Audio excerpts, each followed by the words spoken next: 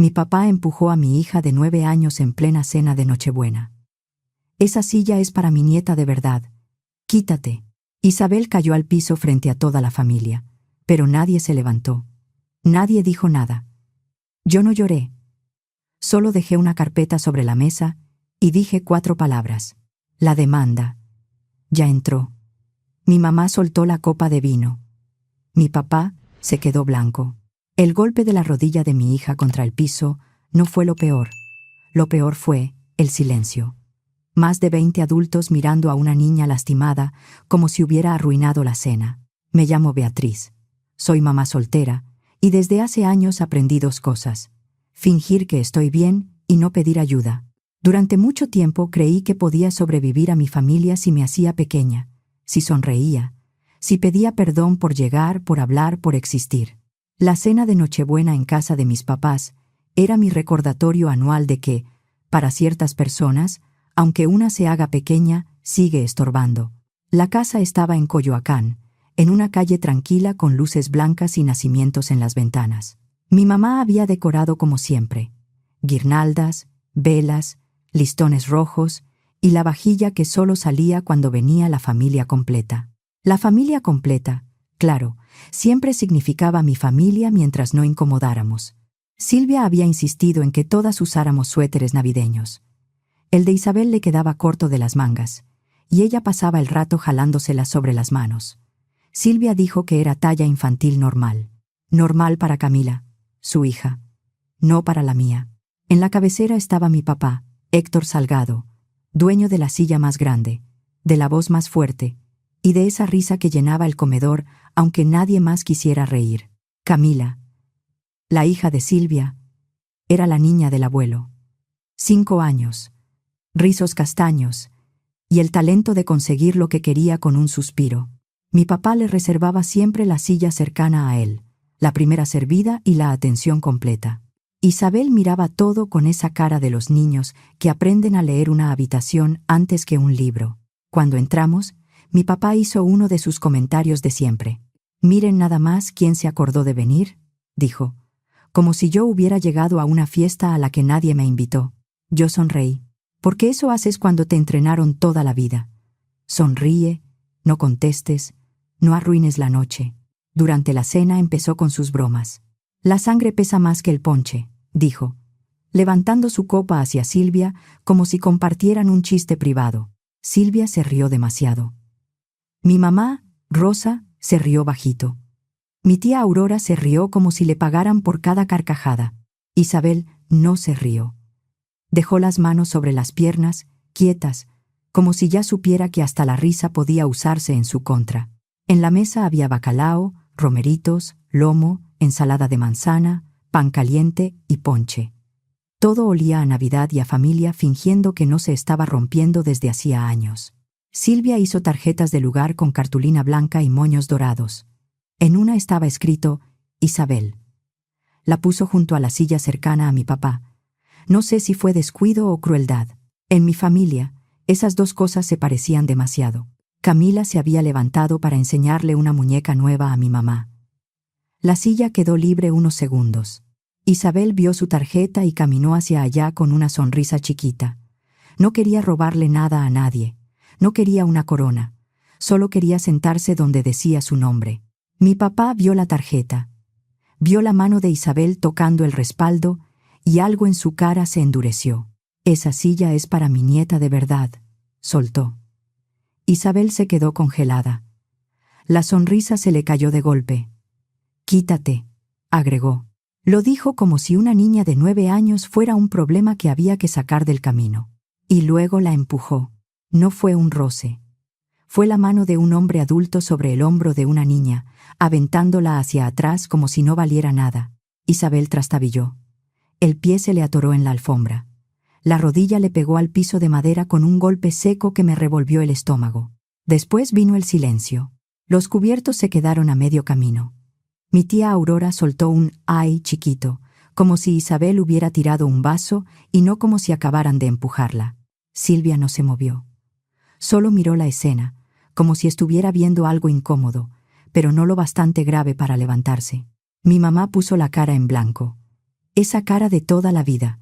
No hagas nada, no digas nada, que no se note. Mi hija me miró desde el piso. Todavía no lloraba. Estaba confundida, como si su cabeza no pudiera acomodar lo que acababa de pasar. Yo ya me estaba moviendo. La levanté. Su cuerpo estaba tieso. La rodilla empezaba a ponerse roja. Respiraba en cortitos. Sus dedos se agarraron de la manga de mi suéter como si necesitara comprobar que algo seguía firme. Miré alrededor de la mesa. Familia, adultos, testigos. Nadie se paró. Nadie dijo, ¿qué te pasa? Nadie dijo, eso no se le hace a una niña, ni siquiera a mi mamá. Me zumbaron los oídos. El comedor se hizo angosto, y en medio de eso, una idea me cayó encima con una claridad fría. Hasta aquí. Me agaché junto a Isabel y le dije al oído, yo te tengo. Necesitaba que escuchara al menos a un adulto en ese cuarto decir algo verdadero. Luego tomé mi bolsa. No di un discurso. No pedí permiso. Saqué una carpeta y la puse sobre la mesa, entre la ensalada de manzana y la mentira de siempre. No era una notificación formal. Eso seguiría su camino. Era la copia del escrito presentado el último día hábil antes del receso, con sello de recibido y medidas urgentes. La demanda ya estaba en el juzgado. Miré a mi papá, luego a mi mamá. La demanda ya entró. Durante un segundo nadie se movió. Después, mi papá tomó la carpeta como si también eso le perteneciera. La abrió. Sus ojos pasaron por la primera página. Mi mamá seguía con la copa en la mano, congelada entre la mesa y la boca. Entonces la cara de mi papá perdió el color. Mi mamá soltó la copa. Cayó sobre la mesa con un golpe agudo y el vino se derramó sobre el mantel blanco. Mi papá no se puso pálido de enojo. Era otra cosa. Miedo. Luego salí con mi hija. Y detrás de nosotras, lo que escuché no fue consuelo. Fue pánico. Para entender por qué yo tenía esa carpeta en la bolsa, necesitan saber cómo había sido mi vida en esa casa. A la gente le encanta preguntar, ¿y por qué no te alejaste antes? Como si la familia fuera un interruptor y pudieras apagarla sin escuchar sus voces dentro de tu cabeza durante años. Cuando éramos niñas, Silvia era la luz. Yo era la tormenta. A Silvia la felicitaban, a mí me corregían. A ella, qué linda, qué orgullosos estamos. A mí, no seas exagerada, muévete, estás estorbando. El truco favorito de mi papá era decir cosas crueles como si fueran broma, como si una sonrisa borrara el golpe. ¿De dónde sacaste ese pelo?, me decía cuando yo era adolescente. Seguro del cartero. Todos se reían como quien teme ser el siguiente blanco. Mi mamá me miraba con esa expresión que significaba, no empieces, no lo hagas peor. Silvia se convirtió en la prueba que mi papá necesitaba. Su matrimonio estaba bien. Nadie se había burlado de él. Él tenía una hija de verdad. Yo me convertí en la duda. Mi papá nunca pidió una prueba de paternidad. Eso habría significado aceptar que podía estar equivocado. Era más fácil castigarme por una sospecha, y mi mamá lo permitió. Esa es la parte que cuesta decir. Mi mamá decidió, una y otra vez, mirar hacia otro lado. Mi abuelo paterno, don Vicente, fue la única persona de ese lado de la familia que me hizo sentir que yo pertenecía. No era cariñoso como una niña espera. Era de esos hombres que creían que hablar de sentimientos era perder tiempo. Pero me daba palmadas en el hombro y me decía, «Eres lista, Beatriz. No dejes que nadie te apague». Cuando murió, la casa cambió. No por duelo, por propiedad. Mi papá se volvió el encargado de papeles, cuentas y decisiones. Mi mamá se quedó a su lado. Silvia se acomodó donde le convenía. A mí me dijeron, muy tranquilos, que no había nada separado para mí. Así lo dijo mi mamá, mirando la barra de la cocina. No había nada apartado, Beatriz. Yo le creí, o intenté creerle. Porque la otra opción era aceptar que mis propios padres podían decidir que yo no merecía ni la verdad. 2 semanas antes de Navidad, cuidé a Camila. Silvia me mandó mensaje. ¿Puedes cuidar a Camila 1 hora? Tengo una llamada de trabajo. Una llamada de trabajo. Silvia trabajaba desde casa, con horarios flexibles que todos teníamos que respetar. Le dije que sí porque Camila tenía 5 años Y me quería de esa forma limpia en que los niños quieren a los adultos que no les exigen ganarse el cariño. Y también porque todavía pensaba que si era útil, quizá me tratarían mejor. Silvia se fue. Camila jugaba con muñecas en la sala. Yo recogí papel de regalo del piso porque, al parecer, mi papel en esa familia era ser ayudante, no persona.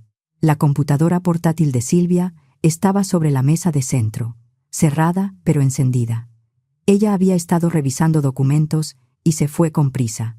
No era asunto mío. Camila la abrió con la confianza de alguien que ya lo había hecho muchas veces. La pantalla prendió. No pidió contraseña. Un archivo PDF seguía abierto. Camila, cariño, eso no es un juguete, le dije, acercándome. Entonces vi mi nombre. Arriba estaba el nombre de mi abuelo. Don Vicente Salgado. Me senté porque mi cuerpo entendió algo antes que mi cabeza. Eso importaba. Leí rápido. Fideicomiso familiar. Beneficiarias, disposiciones. Comité técnico, autorizaciones. Y entonces lo vi. Mi nombre completo. Beatriz Salgado García. No, la otra hija. Mi nombre legal, limpio, impreso, imposible de negar. Había una página titulada Resumen de distribución. Una línea traía una fecha que yo recordaba en los huesos. El mes en que pedí ayuda a mis papás para pagar el depósito de un departamento más seguro después de que se metieron a robar donde vivíamos Isabel y yo. El mes en que mi papá se rió y dijo, «Debiste tomar mejores decisiones». El mes en que mi mamá dijo, «No podemos». Ese mismo mes, Silvia anunció que estaba muy bendecida y compró una camioneta nueva. Me quedé mirando esa línea hasta que los números se me borraron. Entonces hice lo único inteligente que aprendí a hacer en esa familia. Tomé una foto, solo una. Clara, el nombre del fideicomiso, mi nombre, la parte que importaba. Cerré la computadora portátil. Camila me preguntó si podía ver caricaturas. Le sonreí como si el piso no acabara de moverse bajo mis pies. Sí, mi amor. Escoge una. Esa noche, cuando Silvia regresó y preguntó, ¿todo bien? Yo contesté, sí, porque necesitaba tiempo, y porque enfrentar a personas como mis padres sin un plan era entrar perdiendo. 2 días después, estaba frente a Mónica Cervantes, una abogada con despacho pequeño en la colonia Roma. Le pasé mi celular. Mónica miró la foto. Su expresión cambió. No fue sorpresa, fue reconocimiento. Si tu nombre está aquí, tus papás no pueden decidir que no cuentas, dijo. Tragué saliva. Aunque ellos digan que no soy su hija. No, me interrumpió. Lo que está firmado importa más que lo que ellos quieran decir. Mónica me explicó lo básico. Mis padres no eran la fiduciaria, pero Héctor y Rosa tenían facultades dentro del comité técnico para autorizar disposiciones. No podían fingir que solo habían sido espectadores. No llamé a mis papás. No le pregunté nada a Silvia. Dejé que Mónica trabajara. Unos días después, me entregó una carpeta. Me senté en mi coche y me quedé mirándola. Durante días esa carpeta vivió en mi bolsa. La sacaba, la volvía a guardar, me decía. Después de las fiestas, aguanta una cena más, mantén la paz. Y entonces mi papá puso sus manos sobre mi hija. Esperar dejó de ser una opción. Isabel estuvo callada en el coche. No era el silencio normal de cuando está pensando cómo convencerme de que el postre cuenta como cena. Era otro silencio, el que da miedo cuando eres mamá, porque sientes a tu hija tratando de construir una explicación alrededor de algo que nunca debió pasar. La ciudad estaba más despejada por Nochebuena, pero manejé despacio. Su rodilla empezaba a inflamarse. Aspiraba fuerte, intentando no llorar.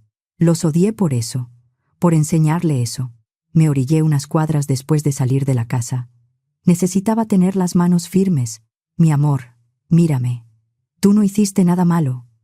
Ella siguió viendo por la ventana. Él no me quiere. Se me apretó la garganta.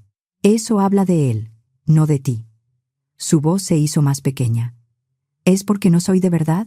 Ahí estaba. El veneno pasado de generación en generación. No, le dije, y puse la palabra como una pared. Tú eres de verdad. Tú eres mi hija. Tú perteneces conmigo, siempre. Asintió como si quisiera creerme. Como si creer también fuera algo que tenía que ganarse.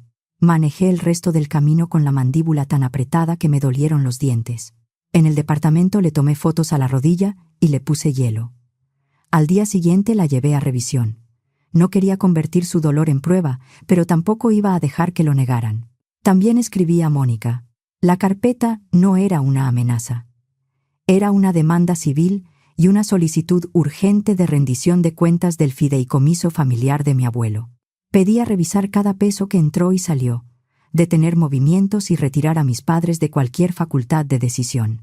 Lo que yo había encontrado no parecía un error administrativo, parecía desvío.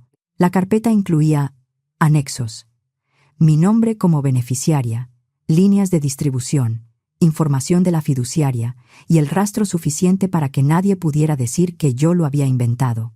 Por eso mi papá se puso blanco. Porque reconoció la primera página, porque sabía exactamente lo que había hecho. Mi celular empezó a sonar antes de que llegáramos al departamento. Primero Silvia, luego mi mamá, luego mi papá.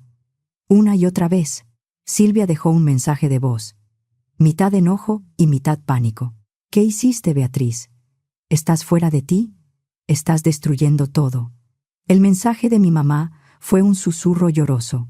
Beatriz, por favor, no hagas esto. Piensa en la familia. Como si yo no hubiera estado pensando en la rodilla de mi hija golpeando el piso. El mensaje de mi papá fue frío. No vas a quitarle nada a esta familia. No contesté. Acomodé a Isabel en el sillón, con pantalón cómodo y una sudadera vieja. Preparé chocolate caliente con bombones. Vimos una película navideña doblada. Isabel se quedó pegada a mi costado. Mi celular seguía vibrando. El grupo de WhatsApp de la familia explotó. Mi tía Aurora escribió: ¿Cómo pudiste hacer esto en Navidad? Un primo con el que casi no hablaba mandó: Vi lo que pasó. ¿Isabel está bien? Fue el único mensaje decente de la noche. El único que no me pidió pensar en los adultos antes que en una niña. Silvia subió una foto de Camila sentada en la silla especial, con una frase tierna, como si nada hubiera pasado. Luego publicó: Hay gente que destruye una familia por dinero. Sin nombres, pero con suficiente veneno para que todos apuntaran. Mi tía me escribió por privado: Siempre has sido muy conflictiva, Beatriz. Un tío puso: Llama a tu papá y pídele perdón. Nadie más escribió: ¿Isabel está bien? Eso me dijo todo lo que necesitaba saber. Entonces mi papá mandó un mensaje pensado para asustarme y callarme. Un mensaje que, estoy segura, había guardado toda la vida para usarlo cuando más doliera. ¿Quieres juzgado? Perfecto. Explícale al juez por qué deberías recibir la herencia de mi padre si ni siquiera eres mi hija. Se me revolvió el estómago. No porque le creyera, sino porque entendí lo que intentaba hacer. No defendía el dinero, defendía su derecho a castigarme, y estaba dispuesto a arrastrar a mi hija también. Miré el mensaje hasta que las manos me dejaron de temblar. Luego miré a Isabel, dormida en el sillón. Él ya no escribe nuestra historia, susurré. A inicios de enero, cuando los juzgados volvieron a moverse después de las fiestas, Mónica me mandó un documento PDF. No era todavía la contestación formal. Era una promoción de comparecencia de la abogada de mis papás, con el tono de quien quiere ganar antes de que empiece el partido. Yo estaba en la cocina, viendo a Isabel comer cereal como si nada hubiera pasado. Ya no lloraba. Estaba aprendiendo que las emociones podían ser peligrosas si los adultos actuaban como si lo fueran. Mónica escribió: Ábrelo. Llámame cuando llegues a la página 2. En la página 2, fueron directo a la garganta. Venía lo de nieta de verdad y familia real, escrito con toda la soberbia del mundo. Pedían desechar mis medidas por mala fe y hostigamiento. Mala fe. Como si pedir cuentas sobre mi propia herencia fuera una falta de respeto. Mónica me llamó antes de que yo marcara. Van a intentar convertir esto en una discusión sobre si eres familia o no, dijo. No muerdas el anzuelo. Se me cerró la garganta. ¿De verdad van a hacer esto? Están desesperados. Y cuando alguien está desesperado, avienta lo que tiene a la mano. Miré a Isabel. Estaba alineando la cuchara con el tazón.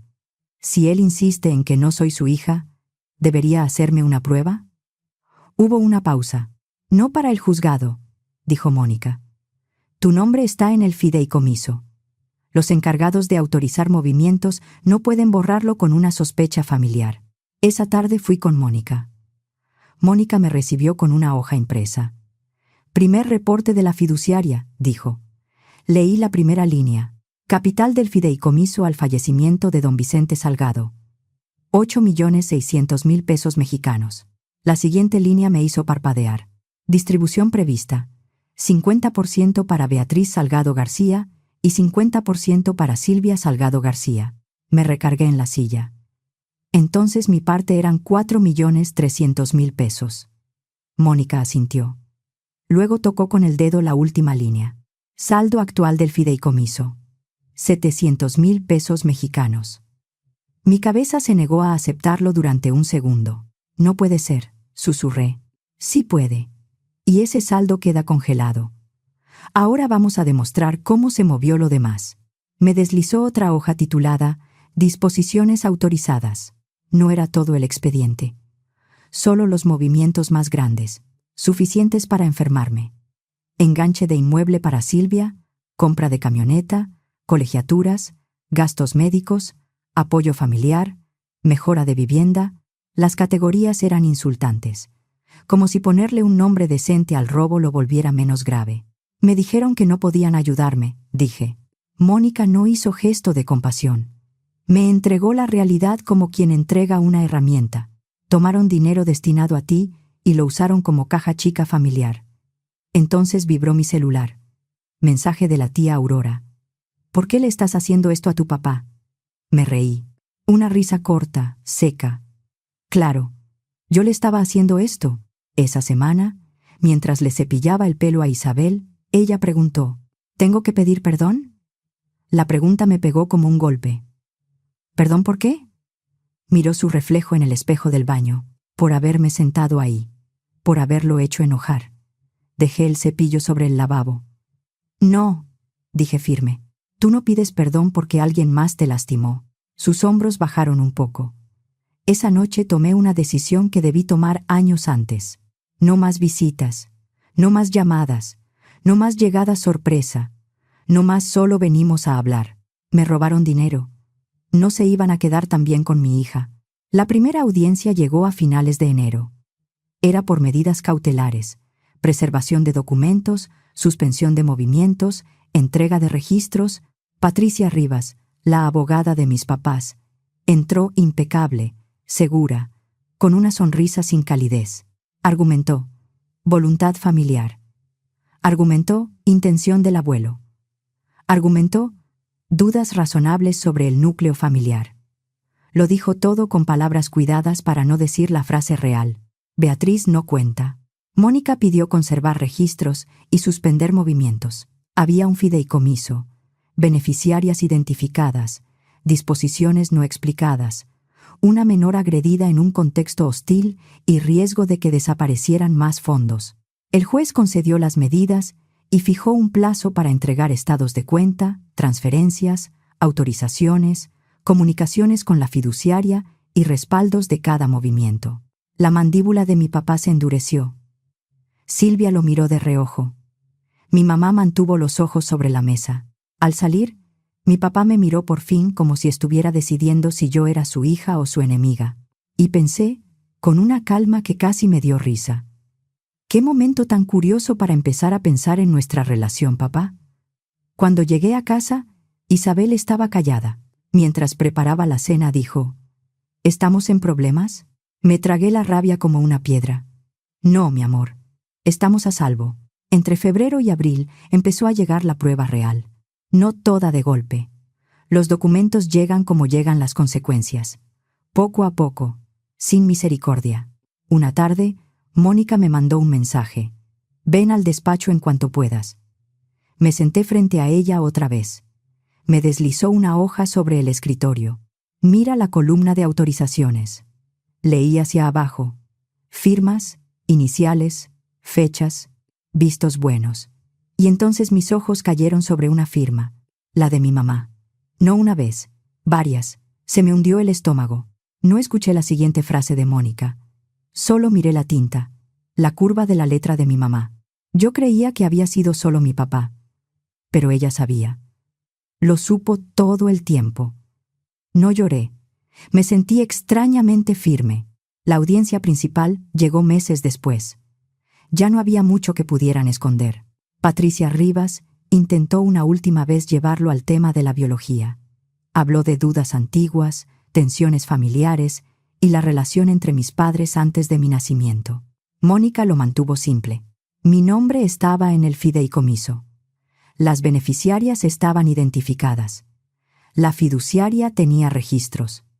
Mis padres tenían facultades dentro del comité técnico. Las firmas demostraban movimientos. Un rumor familiar no era defensa legal. El juez no dio un discurso largo, no hizo una escena. Dio una resolución. Ganamos. Mi parte original era de 4.300.000 pesos mexicanos. Del fideicomiso quedaban solo 700.000 pesos congelados. El resto de mi parte había sido desviado durante años. Con actualización, intereses, costas y sanciones, la cantidad que debían restituirme quedó en 6.600.000 pesos mexicanos. Mi papá se quedó atónito. Silvia se puso rígida. Mi mamá no se movió. Yo no me sentí victoriosa. Me sentí más ligera. Ganar en un juzgado no se siente como fuegos artificiales. Se siente como si el cuerpo soltara algo que llevaba años apretando. Cuando llegué a casa, Isabel estaba en la mesa haciendo tarea. Tenía la lengua un poco de fuera, concentrada, como si fuéramos una familia normal en un martes normal. Intenté hacer la cena como si no me temblaran las manos.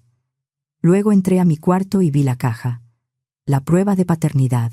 La trampa que mis papás habían mandado por mensajería semanas antes, no para el juicio, sino para humillarme. No tenía valor judicial. Era una prueba privada, enviada como amenaza. Mónica me lo había dicho claro. No la toques para el caso. No conviertas su crueldad en una prueba. Y no la había tocado. Dejé que el papel venciera al rumor. Dejé que las firmas vencieran a la crueldad. Pero ahora el caso estaba resuelto, y la pregunta seguía ahí, sentada en mi buró como un cable pelado.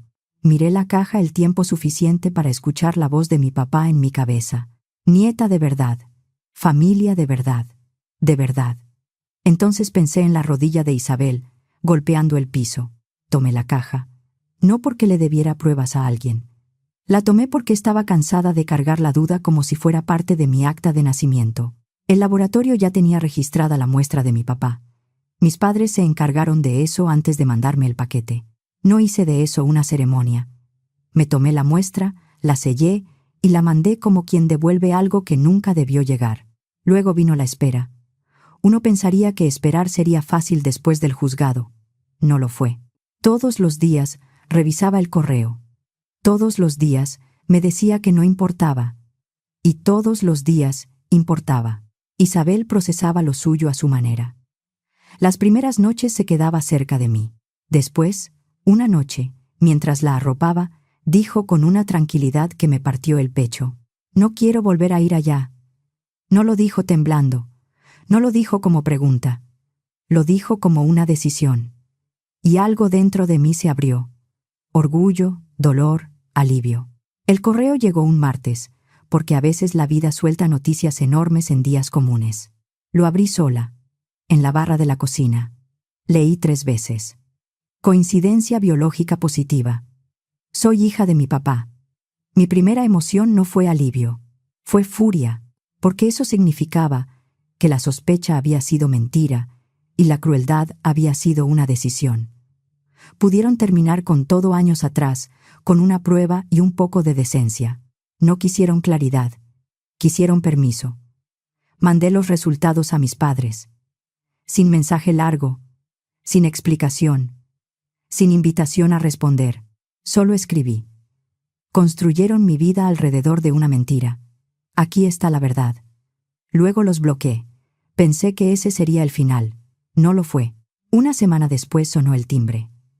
Miré por la mirilla y vi a mi mamá sola, con las manos juntas frente al cuerpo, como si fuera a pedirme perdón de la misma manera en que se pide un favor. Isabel estaba en la escuela. Gracias a Dios. Abrí la puerta apenas lo suficiente para dejar claro que la escuchaba, no que la recibía. Mi mamá tenía los ojos hinchados, no de forma dramática, sino cansada. No empezó con perdón, empezó con estrategia. «¿Tu papá está distinto?», dijo. «Ha preguntado por Isabel». No contesté. «Quiere verla», siguió rápido. «Quiere que seamos una familia ahora que ya sabemos. Ahora que ya sabemos. Como si el amor se activara cuando un laboratorio confirma que calificas». Entonces se quebró un poco. La verdad salió tarde, desordenada y sucia. «Antes de que nacieras», dijo, «estuve con alguien más. Una vez. ¿Tu papá se enteró o lo sospechó? Ya ni siquiera sé qué pasó primero, pero desde entonces decidió que tal vez tú no eras suya.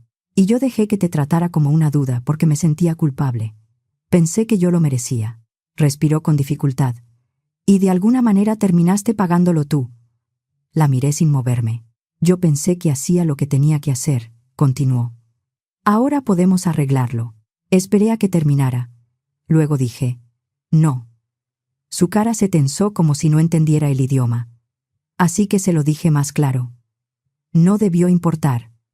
Ella parpadeó. «Tú eras mi mamá aunque él no hubiera sido mi papá. Y escogiste protegerlo a él». Intentó hablar. No la dejé. «Ahora que el resultado les conviene, quieren volver. Pero Isabel no es una puerta que ustedes abren cuando se les acomoda». Mi mamá se llevó una mano al pecho. Le dije que lo único que se llevaba era saber que se equivocó. Luego cerré. Esa noche, Isabel me preguntó, con voz pequeña pero firme, «No vamos a regresar, ¿verdad?». Me senté junto a ella en el sillón. «No», le dije, «no vamos a regresar». Y esta vez no fue una promesa bonita. Fue un límite. 4 meses después de la resolución, el dinero cayó en mi cuenta por transferencia bancaria, con clave de rastreo del sistema de pagos electrónicos interbancarios y respaldo judicial. Todo. Vendieron la casa de Coyoacán. La que mi papá llamaba su legado. La casa donde cada diciembre yo fingía que no me dolía estar ahí. La casa donde mi hija cayó al piso y nadie se levantó. La vendieron deprisa. Antes de que el juzgado avanzara con el embargo, resulta que la palabra legado pesa menos cuando hay una orden de restitución y ya no hay otro lugar de donde sacar el dinero. La venta alcanzó para cubrirlo. Cada peso que tomaron, cada peso que el juzgado agregó encima. Cuando vi el depósito, no lloré, no celebré, pagué deudas. Separé dinero para la Universidad de Isabel. Aseguré nuestro departamento. Organicé lo necesario para que mi hija tuviera un futuro más tranquilo. Y cerré la puerta al resto. Mis padres están quebrados ahora. No quebrados de hay que cuidar los gastos. Quebrados de mudanza, préstamos y silencio.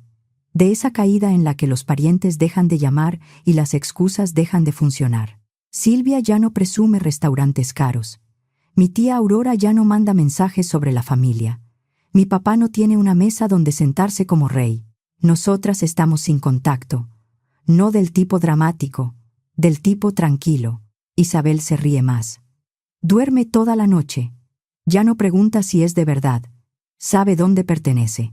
Yo ya no me tenso cuando vibra el teléfono. Ya no preparo el cuerpo para las fiestas. Ya no entro a una habitación preguntándome cuánto espacio puedo ocupar. Tenemos menos gente alrededor, pero dormimos mejor. Ellos perdieron el dinero, perdieron la historia que se contaban, perdieron el control, y yo recuperé mi vida.